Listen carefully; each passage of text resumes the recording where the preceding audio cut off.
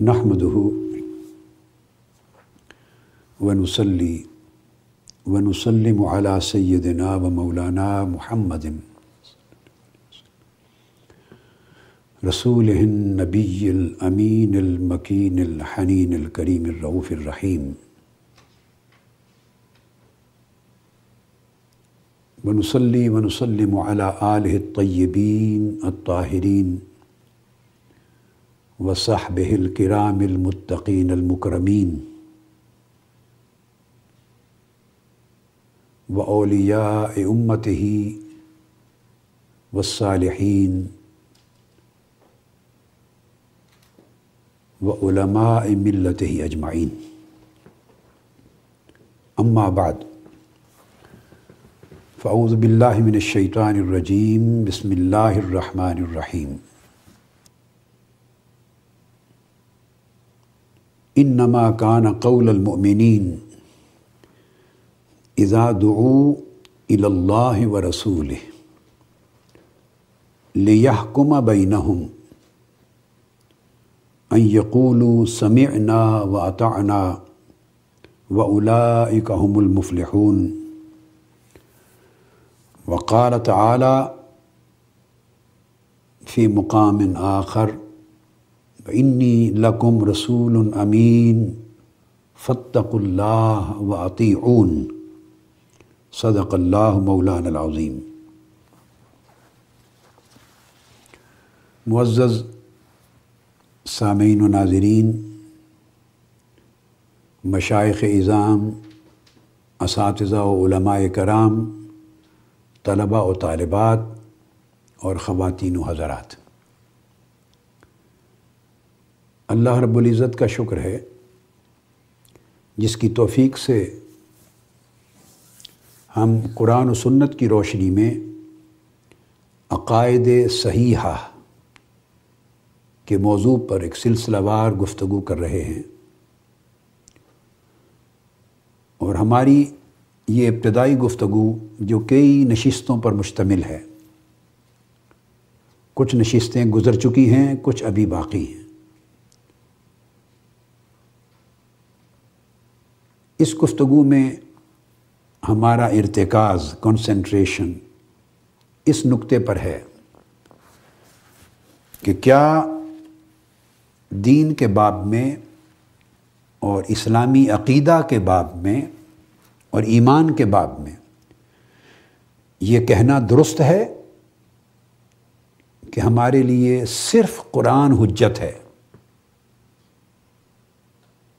اور قرآن کے سوا ہم کسی اور چیز کو حجت اور اتھارٹی نہیں مانتے، خواہ وہ سنت رسول اور حدیث رسول ہی کیوں نہ ہو. استغفر اللہ العظیم. اس نقطے پر ہم قرآن مجید کے حوالے سے روشنی ڈال رہے ہیں کہ ایسی سوچ نہ صرف گمراہی ہے بلکہ کفر و الحاد ہے اور پورے قرآن مجید کی نفی ہے اور قرآنی تعلیمات کے خلاف بغاوت ہے، کھلی مخالفت ہے اور قرآنی احکام کا کھلا انکار ہے. اس ضمن میں ہم بہت سے دلائل دے کے آگے گزر چکے ہیں. پچھلی نشستوں سے ہماری جو گفتگو جاری ہے وہ یہ کہ قرآن مجید میں ایسی 38 آیات کریمہ ہیں جن میں لفظ اطاعت کے ساتھ کسی بھی صیغہ میں مگر لفظ اطاعت کے ساتھ حکم آیا ہے اللہ کی اطاعت کرنے اور اللہ کے رسول کی اطاعت کرنے کا. اور میں نے اس میں بیان کیا کہ ان 38 آیات کریمہ میں سے 20 آیتیں ایسی ہیں جن میں اطاعت الہی اور اطاعت رسول کا حکم اکٹھا ہے، دونوں اطاعتوں کے ذکر کو جمع کیا گیا ہے. اور 18 آیات کریمہ ایسی ہیں جن میں صرف اطاعت رسول کا ذکر ہے، فقط اطاعت رسول کا حکم ہے، اور اس میں لفظ اطاعت کے ساتھ اطاعت الہی کا بیان یا ذکر نہیں آیا. لفظ اطاعت یوز ہوا ہے، استعمال ہوا ہے مگر رسول کے لیے، اللہ رب العزت کے لیے اطاعت کا ذکر وہاں موجود نہیں۔ ایسا کیوں ہے؟ اس پر بھی گفتگو میں کر چکا ہوں، اور اینڈ پر اس نقطے کے بیان کے اینڈ پر انشاءاللہ پھر بات کریں گے۔ پہلی قسم کی 20 آیات پر گفتگو ہو چکی ہے، اور دوسری قسم جس میں مفرداً صرف اطاعت رسول کا حکم آیا ہے، اس پر گفتگو ہماری جاری ہے، جن میں سے 8 آیتوں کا بیان ہم کر چکے ہیں، اور یہ 8ویں آیت کریمہ تھی سورہ نور کی آیت نمبر 51، جس کو میں نے ابھی تلاوت کیا، اور اس کے بعد سورہ شعراء کی آیت نمبر 107 اور 108 کی تلاوت کی۔ سورہ نور کی آیت نمبر 51 اس کا بیان ہو چکا ہے پہلے، آپ کو یاد ہوگا میں نے آیت نمبر 51 سے آیت نمبر 54 تک دونوں آیتوں کا مضمون، بلکہ چاروں آیتوں کا مضمون اکٹھا بیان کر دیا تھا، اور ان آیتوں میں بھی یہی حکم تھا کہ اللہ رب العزت نے فرمایا کہ مومن جو ہوتا ہے اور جو لوگ اہل ایمان ہوتے ہیں، ان کا قول، ان کا عقیدہ اور ان کا کہنا تو فقط یہ ہوتا ہے اذا دعوا الی اللہ ورسولہ، جب انہیں اللہ اور اس کے رسول کی طرف دعوت دی جائے اور ان کا کوئی معاملہ باہمی نزاع پر مشتمل ہو، ان کا اختلاف ہو، کوئی ڈسپیوٹ ہو، کوئی جھگڑا ہو، تنازع ہو ان کے درمیان، اور اس کا حل چاہتے ہوں، اس پر فیصلہ چاہتے ہوں، تو اللہ اور اس کے رسول کی طرف بلایا جائے، لِيَحْكُمَ بَيْنَهُمْ، تاکہ اللہ کا رسول ان کی سماعت کر کے ان کے درمیان نزاع کا فیصلہ فرما دے۔ لِيَحْكُمَ، یہ جو فعل ہے اس میں ضمیر واحد کی ہے، یہ تثنیہ اللہ اور اللہ کے رسول کے لیے نہیں آیا، واحد کے لیے ہے۔ لِيَحْكُمَا بَيْنَهُمْ نہیں کہا کہ اللہ اور اللہ کے رسول ان کے درمیان فیصلہ کر دیں، یہ نہیں فرمایا، تثنیہ کا صیغہ استعمال نہیں کیا، فرمایا لِيَحْكُمَا بَيْنَهُمْ، تاکہ حضور علیہ الصلوۃ والسلام اللہ کے برگزیدہ رسول ان کی سماعت کر کے فیصلہ کر دیں۔ تو جب رسول فیصلہ کر دے تو مومن کی شان یہ ہے کہ فقط ایک ہی کلمہ کہے، ان یقولوا سمعنا واطعنا، ہم نے رسول کی بات سن لی اور رسول کے حکم کی اطاعت کر لی۔ گویا زندگی کے جتنے معاملات آج تک اور قیامت تک امت مسلمہ میں ہوں گے، جو حل طلب ہوں گے، جن پہ وضاحت درکار ہوگی، جن پہ رہنمائی درکار ہوگی، جن پہ کیٹیگوریکل ایک گائیڈنس درکار ہوگی، تو اس پر اگر لِيَحْكُمَ بَيْنَهُمْ، رسول کا حکم مل جائے گا، رسول کا فیصلہ مل جائے گا، رسول کی حدیث اور سنت اور رسول کا اسوہ مل جائے گا، رسول کا فرمان مل جائے گا صلی اللہ تعالیٰ علیہ وآلہ وسلم، تو جو مومن ہوں گے قیامت تک وہ یہی کہیں گے، یا رسول اللہ ہم نے آپ کا حکم سن لیا اور سر تسلیم خم کر لیا، ہم آپ کی اطاعت بجا لاتے ہیں۔ تو آپ نے دیکھا کہ اس سے اوپر ذکر تھا اذا دعوا الی اللہ ورسولہ، اللہ اور اللہ کے رسول کی طرف بلایا جاتا ہے، مگر جب آگے حکم دینے اور اطاعت کرنے کی بات آئی تو یہاں پھر صرف رسول پاک صلی اللہ علیہ وسلم کا حکم اور ان کی اطاعت، مفرداً تنہا ایک کی اطاعت کا ذکر کر دیا، اور اللہ کی اطاعت اور اللہ کے حکم کو ماننا از خود اس میں شامل تصور ہو گیا۔ اس آیت کریمہ پہ تفصیلی گفتگو میں کر چکا تھا، میں نے پچھلے مضمون کے ساتھ اس کو فقط جوڑنے کے لیے ربط کلام کی خاطر آج بالکل خلاصتاً تھوڑا سا حصہ اس کا دہرایا ہے۔ آج کی گفتگو انشاءاللہ تعالی ہم سورہ الشعراء، جس کا سورت کا نمبر 26 ہے، 26، اس کی آیت نمبر 107 اور 108 سے گفتگو شروع کر رہے ہیں، اور یہ اب بیان آ رہا ہے سیدنا نوح علیہ السلام کا۔ آپ دیکھتے آئیے گا، ہم قرآن مجید سے مختلف انبیاء کرام اور رسول اعظام کے حوالے سے اسی موضوع کا مطالعہ کریں گے، اور آپ دیکھیں گے کہ ہر جگہ ہر رسول کے لیے قاعدہ یہی ہے کہ تنہا اس کی اطاعت کا حکم دے کر از خود اس سے مراد اللہ اور اللہ کے رسول دونوں کی اطاعتیں لے لی گئیں۔ اب سورہ شعراء میں ارشاد فرمایا گیا کذبت قوم نوح المرسلین، یہ آیت نمبر 105 ہے کہ نوح علیہ السلام کی قوم نے بھی اللہ کے رسولوں کو جو اللہ کے بھیجے ہوئے تھے پیغمبروں کو جھٹلایا۔ اذ قال لهم اخوهم نوح الا تتقون، جب ان سے ان کے قومی بھائی حضرت نوح علیہ السلام نے فرمایا کیا تم اللہ سے نہیں ڈرتے ہو؟ اب غور طلب لفظ ہے، تتقون، اللہ رب العزت کا خوف نہیں کرتے، یعنی میری دعوت کو ٹھکرا رہے ہو، توحید کی دعوت کو ٹھکرا رہے ہو، اسلام کی دعوت کو ٹھکرا رہے ہو، اللہ کے پیغام کو ٹھکرا رہے ہو اور میری خلاف مخالفت کے لیے کمر کس لی ہے، حق کو رد کر رہے ہو، یہ ان چیزوں کا حوالہ ہے۔ اور فرمایا الا تتقون، کیا تم نہیں ڈرتے؟ یعنی اللہ کا خوف تمہارے دلوں میں نہیں؟ یہ کہہ کر اب آگے آیت نمبر 7 اور 8 میں اصل مضمون ہے۔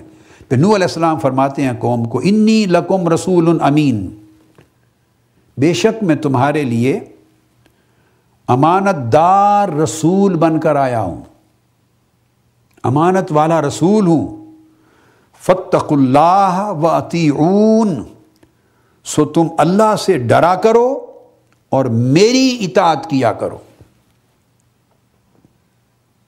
پھر واحد کا صیغہ ہے، اللہ کے لیے تقوی کا بیان کیا لفظ، یہ نہیں کہ یہاں لفظ اطاعت کو بیان نہیں کیا، چھوڑ دیا اس آیت میں، نہیں، اطاعت کا لفظ آیا ہے، حکم آیا ہے، مگر فرمایا واطیعون، نوح علیہ السلام فرماتے ہیں میری اطاعت کرو۔ تو لفظ اطاعت کے ساتھ جو حکم دیا وہ اطاعت رسول کا ہے، اور اطاعت رسول میں از خود اطاعت الہی کا معنی شامل،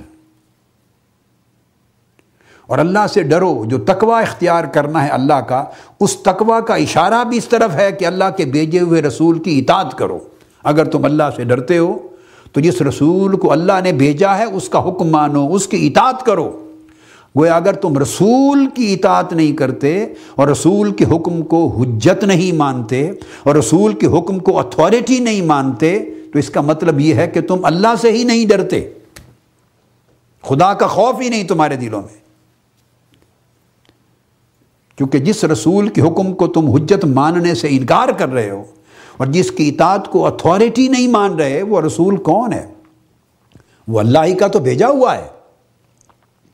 تو رسول کی اطاعت کو حجت نہ ماننا، اس کا مطلب یہ ہے کہ نہ صرف رسول کی اطاعت کا انکار کیا ہے بلکہ اللہ کے خوف کا بھی انکار کر دیا ہے، اس کی توحید کا بھی انکار کر دیا ہے۔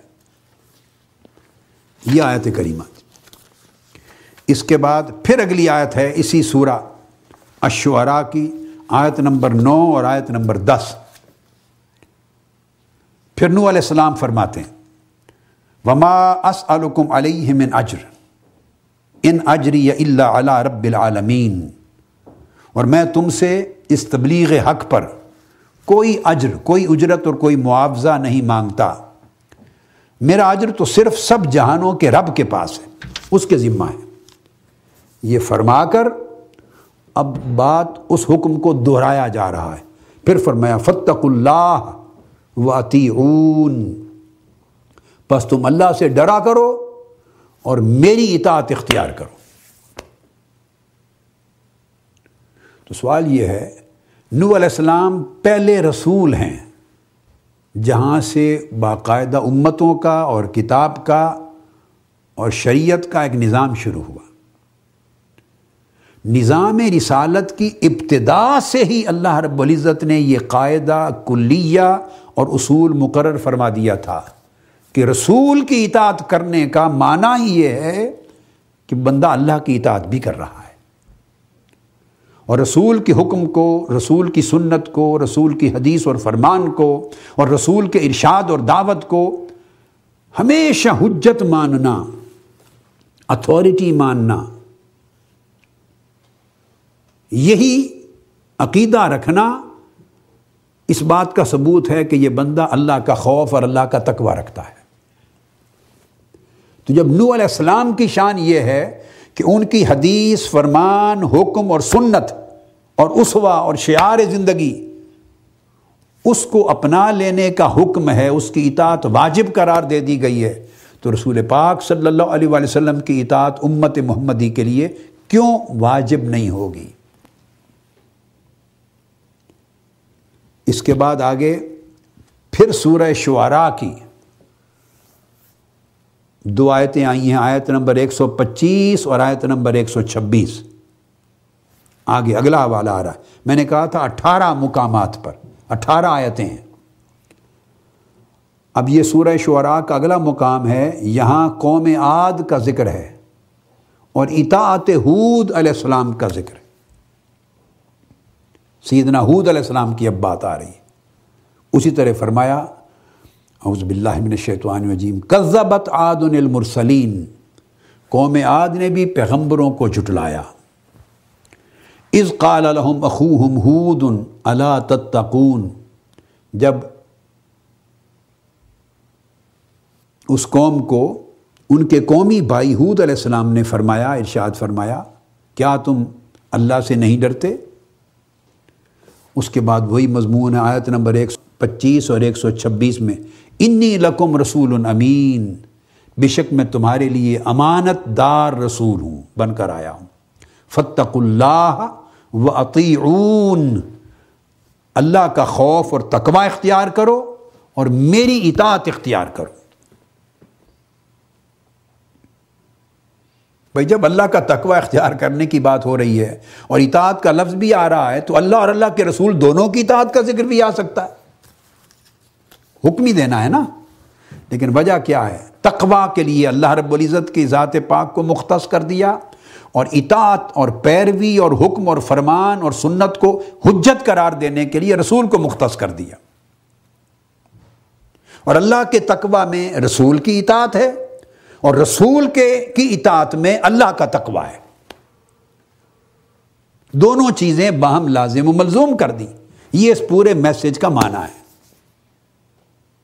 تو اللہ رب العزت نے تو جدا نہیں کیا، اگر تنہا رسول کی اطاعت کا بھی ذکر کر دیا ہے تو اس سے اللہ کی اطاعت کی نفی نہیں ہوئی، اللہ کی اطاعت اس میں شامل ہو گئی، اللہ کا تقوی بھی شامل ہو گیا۔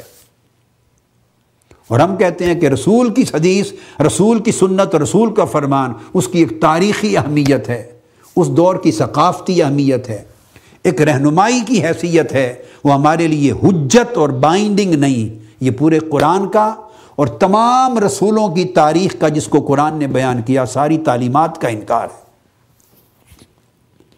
اس کے بعد اسی سورہ شعراء میں آگے پھر 2 آیتیں، آیت نمبر 131 اور 132، اسی باب میں ارشاد ہوتا ہے، ہود علیہ السلام ہی کا تذکرہ چل رہا ہے، وہی اس میں پھر دوبارہ دہراتے ہیں، اسی حکم کو دوبارہ دہراتے ہیں، فاتقوا اللہ واطیعون، سو تم اللہ سے ڈرو اور میری اطاعت اختیار کرو۔ اب رسول کی اطاعت کو حجت نہ ماننے والے ان قرآن مجید کی آیتوں پر کیا کہیں گے؟ ان کو نکال دیں گے قرآن سے باہر۔ ایک آقا علیہ السلام صلی اللہ علیہ وآلہ وسلم کا ذکر تو کیا، یہ تمام رسولوں کی تعلیم یہی رہی ہے پورے قرآن میں۔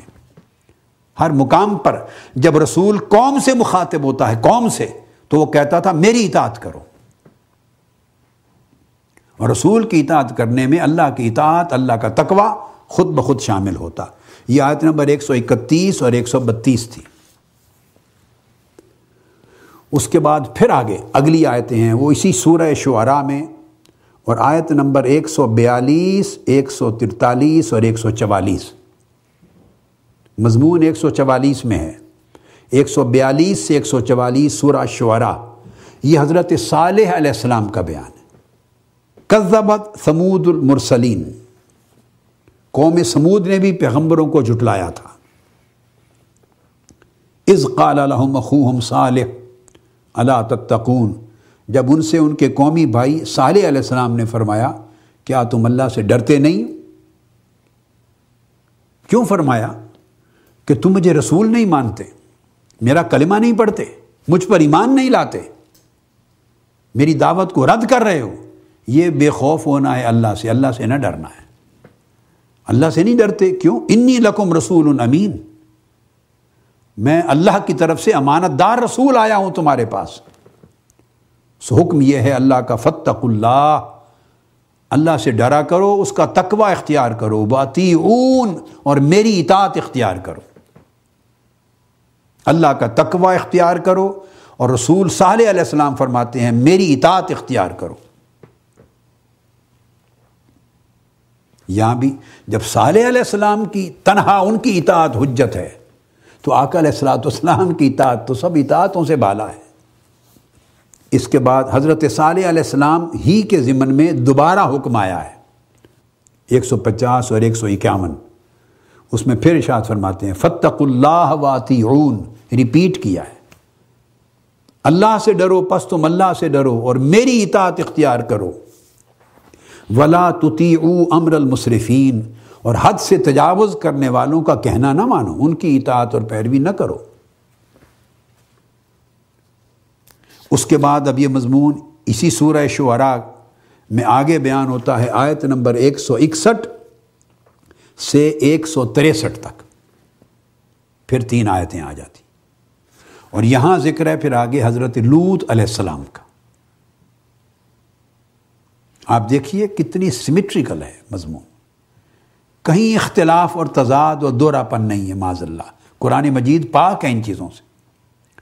پتہ چلا کہ پورے قرآن کی تعلیم ہی یہی ہے، اور اللہ رب العزت نے یہی حکم، رسول کا حکم حجت ہے، رسول کی اطاعت حجت ہے، رسول کا کہنا ماننا حجت ہے۔ اسی میں اللہ کی اطاعت بھی ہے، اسی میں اللہ کا تقوی بھی ہے، اور اسی میں ایمان بھی ہے۔ اس پر تھرو آؤٹ کنسنٹریٹ کروایا ہے اللہ رب العزت نے، ہر پیغمبر کی زبان سے امت کو یہی پیغام دیا ہے۔ تو فرمایا کذبت قوم لوط المرسلین، آیت نمبر 160 قوم لوط نے بھی پیغمبروں کو جھٹلایا تھا۔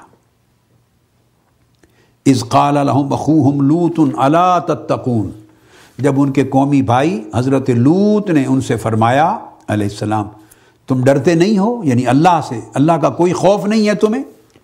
انی لکم رسول امین، بے شک میں تمہارے پاس امانت دار رسول آیا ہوں، فاتقوا اللہ واطیعون، پس تم اللہ کا خوف اور تقوی اختیار کیا کرو اور اطیعون، اور میری اطاعت اختیار کرو۔ اللہ کے تقوی کو اپنے اوپر لازم اور واجب کر لو، اور میری اطاعت کو اپنے اوپر لازم اور واجب کر لو۔ یہ حضرت لوط علیہ السلام کی تعلیم تھی۔ پھر آگے آئیے، حضرت شعیب علیہ السلام کا ذکر آتا ہے اسی سورہ شعراء کی آیت نمبر 176 سے 179 تک، 176 to 179، اور شعراء اس سورت کا نمبر ہے 26۔ اس طرح فرمایا کذب اصحاب الایکۃ المرسلین، باشندگان ایکہ یعنی جنگلات کے رہنے والوں نے بھی رسولوں کو جھٹلایا۔ وہ بستیاں، وہ آبادیاں، وہ قومیں جو جنگلات میں رہتی تھیں، اصحاب ایکہ، انہوں نے بھی پیغمبروں کو جھٹلایا تھا۔ اذ قال لهم شعیب الا تتقون، جب ان کی طرف بھیجے گئے پیغمبر حضرت شعیب نے اس قوم سے کہا کہ کیا تم اللہ سے نہیں ڈرتے؟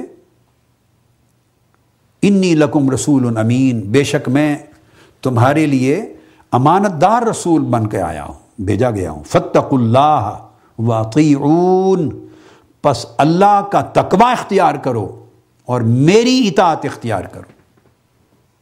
اللہ کا تقوی اختیار کرو اور میری اطاعت اختیار کرو۔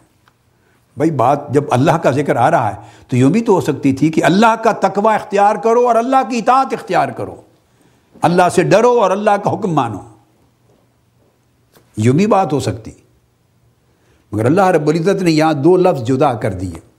فاتقوا اللہ، تقوی اللہ کے لیے، خوف اللہ کا، اور اطاعت اس کے رسول کی، حجیت اس کے رسول کے فرمان و سنت کی اور دعوت کی۔ یہ دونوں چیزیں لازم و ملزوم ہو کر ایک ہی ہو جاتی معنی اور مفہوم کے اعتبار سے۔ تو آپ نے دیکھا کہ یہ قرآن مجید کی تمام آیتوں کا ایک ہی مضمون ہے۔ اب اس کے بعد اگلی آیت کریمہ سورہ زخرف کی آ گئی، اور اس میں سیدنا عیسیٰ علیہ السلام ارشاد فرما رہے ہیں۔ آیت نمبر 63 سے مضمون شروع ہوتا ہے۔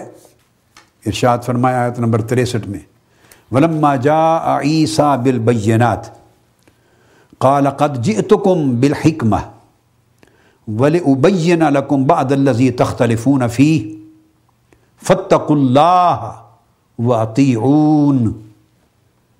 عیسیٰ علیہ السلام فرماتے ہیں، اور قرآن کہتا ہے جب عیسیٰ علیہ السلام واضح نشانیاں لے کر آئے تو انہوں نے بھی ان کو یہی فرمایا کہ لوگو بے شک میں تمہارے پاس حکمت اور دانائی لے کر آیا ہوں،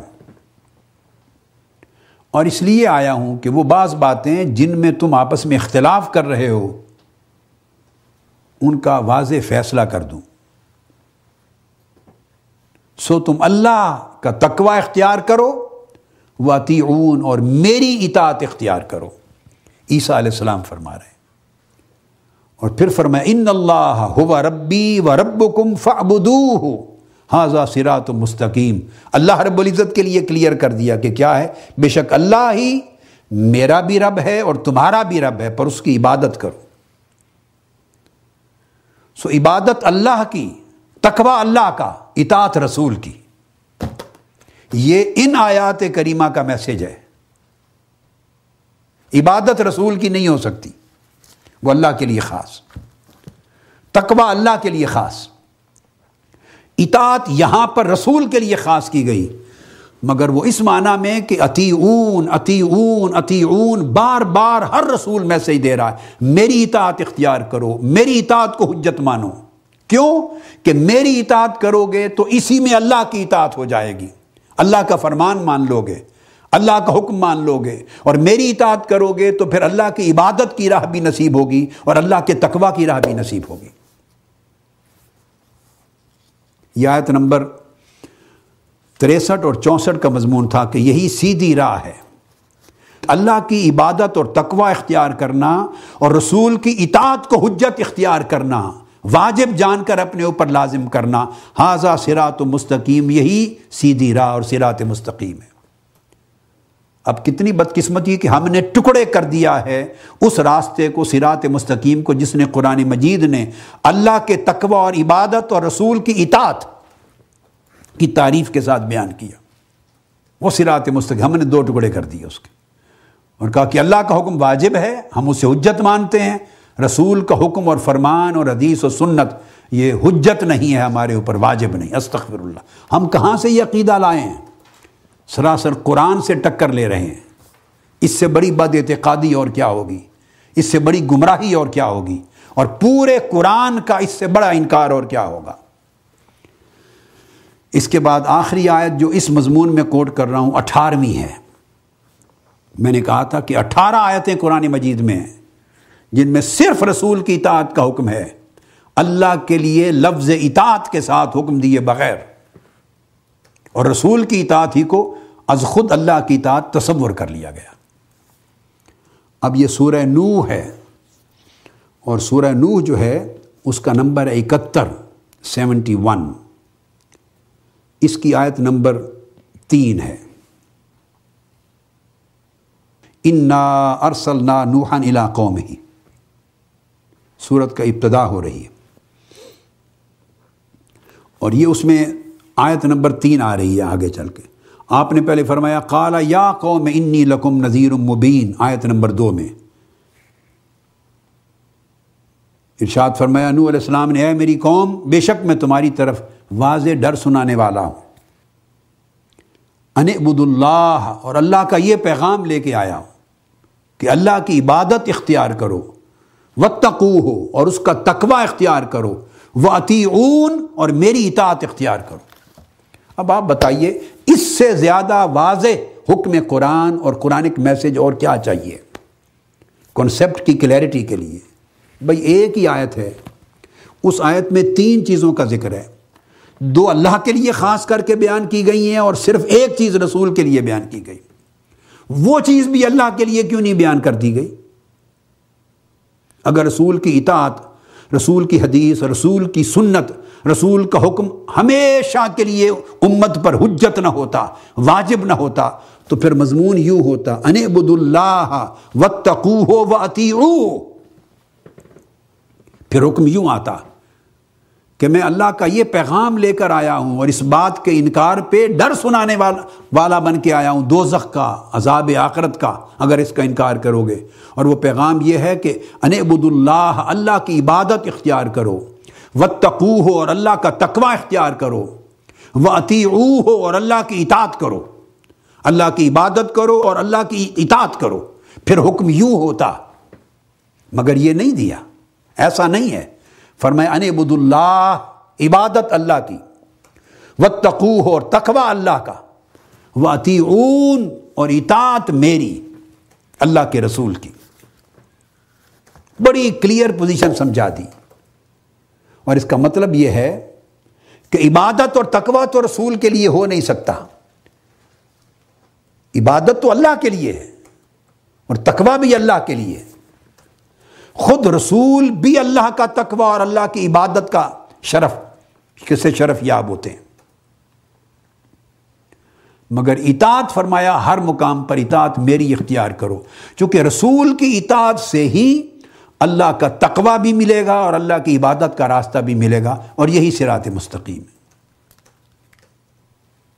یہ سورہ نوح کی آیت نمبر 3 پر. اب ہمارے مضمون کی اس سبجیکٹ کے تحت 18 آیتیں یہ مکمل ہو گئیں. تو گویا 20 آیتیں پہلے وہ تھی جن کا ہم نے مطالعہ کیا، جن میں بیک وقت اللہ اور اللہ کے رسول کی اطاعت کا ذکر تھا.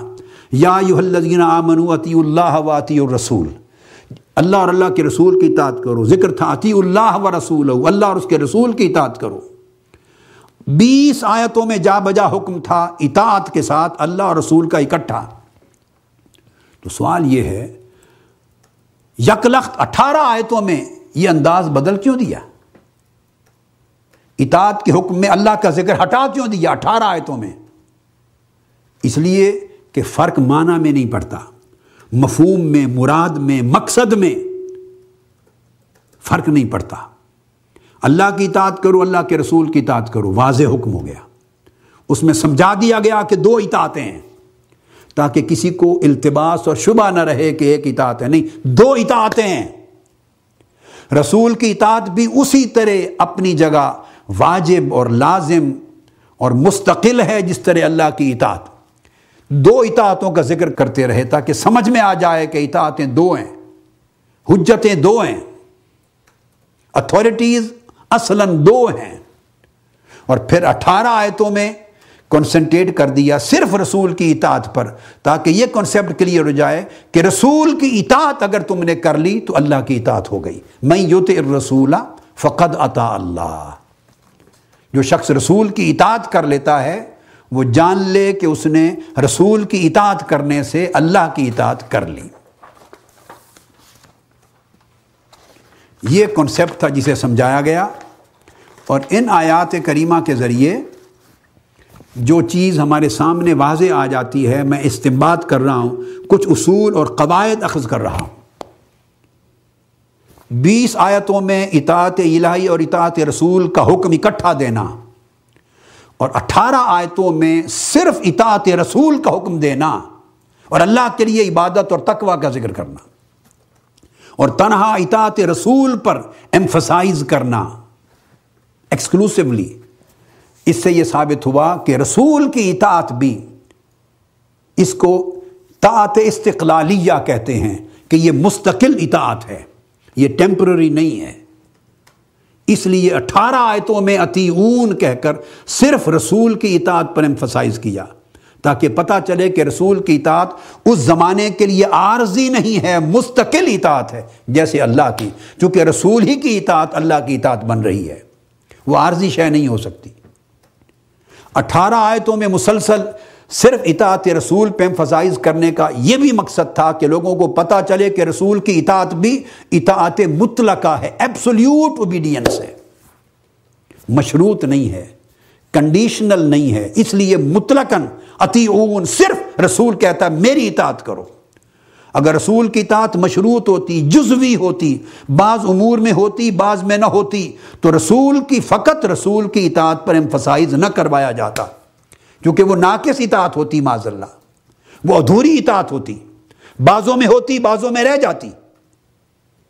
تو فقط رسول کی اطاعت کے حکم پر ایمفسائز کرنا ایکسکلوسیولی، اس کا یہ معنی بھی ہے ثابت کرنا کہ رسول کی اطاعت مطلق اور ایبسولیوٹ ہوتی ہے، اور رسول کی اطاعت کامل و شامل ہوتی ہے، ہر چیز پر کمپریہنسو ہوتی ہے۔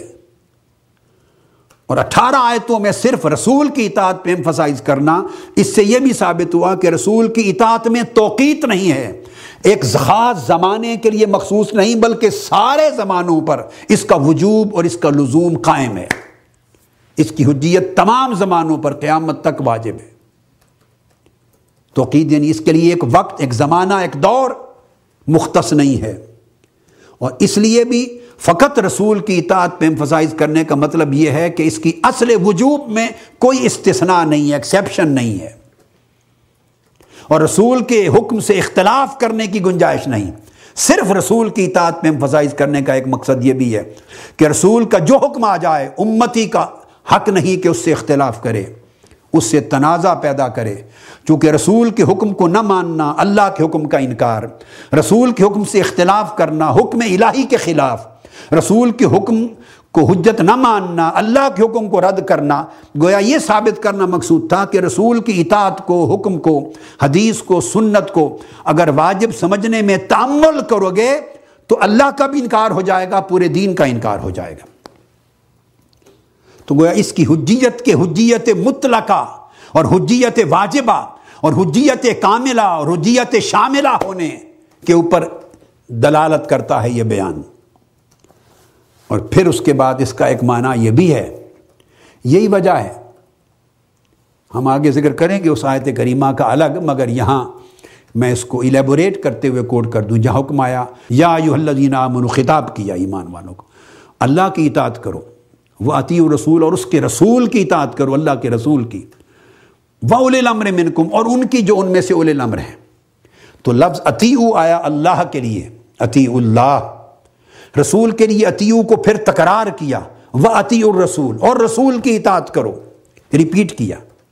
اور جب اولی الامر کی باری آئی تو ان کے لیے اطیعوا کے حکم کا تکرار نہیں کیا، وَأُولِي الْأَمْرِ مِنْکُمْ، یوں نہیں فرمایا وَأَطِیعُوا أُولِي الْأَمْرِ مِنْکُمْ، نہ، اولی الامر منکم کا بھی لفظ بھی لگا دیا، یعنی اولی الامر کی اطاعت کو مستقل، مطلق، انکنڈیشنل نہیں بنایا، ان کی اطاعت کو کنڈیشنل رکھا، تابع رکھا اللہ اور اللہ کے رسول کی اطاعت کے، کہ اولی الامر حکام، عمرا، ائمہ، فقہا، علماء، تمہارے عمرا، تمہارے رہبر، اگر وہ خود اللہ اور اللہ کے رسول کے حکم کے تابع چلیں تو ان کے اس حکم کی اطاعت واجب ہے جو اللہ رسول کی مخالفت میں نہ ہو، جو اللہ رسول کے حکم کی مطابعت میں ہو تو پھر ان کی اطاعت واجب ہے، اور اگر ان کا حکم اللہ رسول کے حکم کی معصیت اور ان کی خلاف ورزی میں ہو تو ان کی اطاعت واجب نہیں۔ سو ان کی اطاعت مشروط تھی، مطلق نہ تھی، اس لیے اولی الامر منکم سے پہلے اطیعوا، اطاعت کرو، اس لفظ کو، حکم کو ریپیٹ نہیں کیا، اس کو کنٹینجنٹ کر دیا، کنڈیشنل کر دیا، ڈیپینڈنٹ کر دیا، پچھلے اطیع اللہ و اطیع الرسول پر منحصر کر دیا، یہ جڑا ہوا ہے ان کے ساتھ، گویا اللہ رسول کی اطاعت کی ایک فرع اور برانچ ہے، اگر اسی درخت پر یہ شاخ لگے تو اس کا پھل کھاؤ، اگر اس درخت سے ہٹ جائے تو پھینک دو،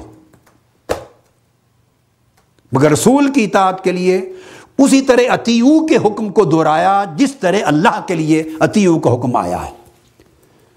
یہ سارا جو مضمون ہے یہ اس میں بند کر دیا ان 18 آیتوں میں، جہاں کہہ دیا صرف رسول کی اطاعت کرو، کیونکہ رسول کی اطاعت اسی طرح مطلق ہے، مستقل ہے، دائمی ہے، کامل و شامل ہے، اس میں نہ اختلاف کی گنجائش، نہ تنازع کی، نہ استثناء کی، نہ توقیت، نہ وقت کی، جو شان اللہ کی اطاعت کی ہے حکماً وہی شان رسول پاک صلی اللہ علیہ وسلم کی اطاعت کی ہے، وہی حکم اس کی اطاعت کا ہے۔ پھر اس کا ایک فائدہ چوتھا یہ بھی برآمد ہوا صرف رسول کی اطاعت کا ذکر کرنے سے، کہ پتہ چل جائے کہ اللہ کی اطاعت اور رسول کی اطاعتوں کو جدا نہیں کیا جا سکتا، یہ باہم متلازمان ہیں، باہم متلازم ہیں، انہیں جدا نہیں کر سکتے۔ جو جدا کرے گا وہ کفر کرے گا، یہ لازم و ملزوم ہے۔ جو ایک کا انکار کرے گا اس نے لازماً دوسری کا انکار کر دیا۔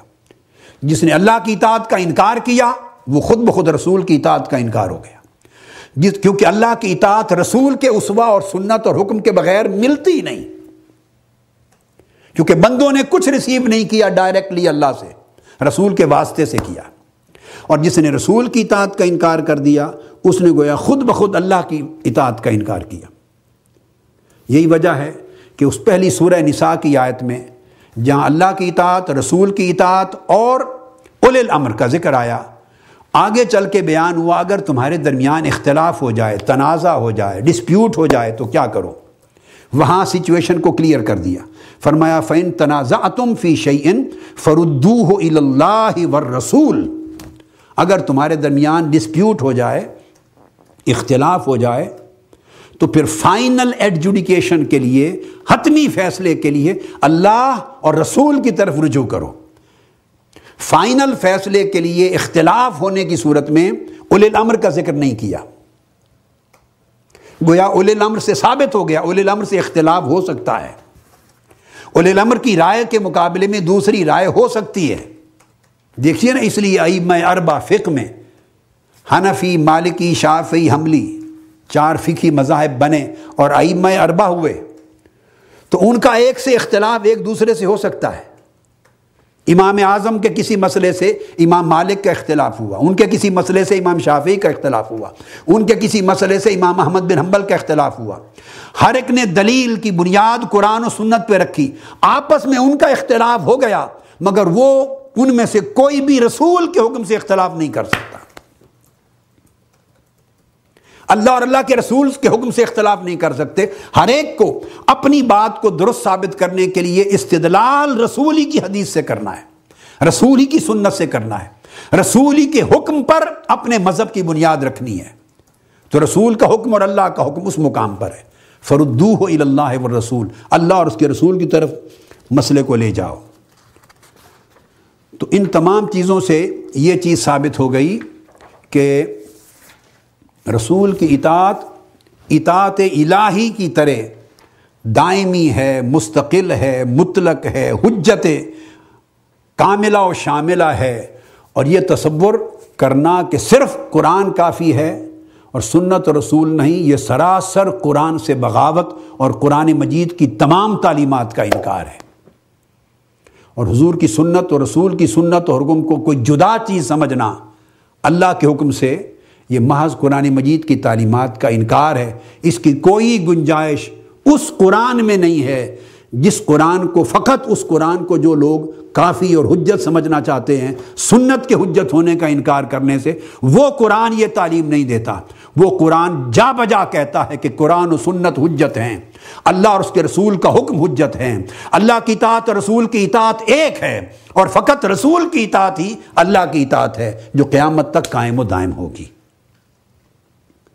آج کی گفتگو ہم یہاں پہ ختم کر رہے ہیں۔ اگلی نشست ہم انتہائی اہم موضوع سے شروع کر رہے ہیں، اسی سبجیکٹ پر۔ یہ جو اطاعت کی بحث ہے، اس میں قرآن مجید میں جہاں اللہ اور رسول کی اطاعت کا ذکر آیا ہے تو 2 طریقے سے عطف آیا ہے۔ عطف واو آتی ہے نا، اطیعوا اللہ و اطیعوا الرسول، یہ اطیعوا اللہ والرسول، درمیان میں واو عاطفہ ہے، تو عطف 2 طرح سے آیا ہے اور ان کے الگ الگ فوائد اور احکام ہیں۔ یہ علمی بات ہے مگر بڑی آسانی سے انشاءاللہ اس کو بیان کریں گے اگلی نشست سے۔ وما علینا الا البلاغ۔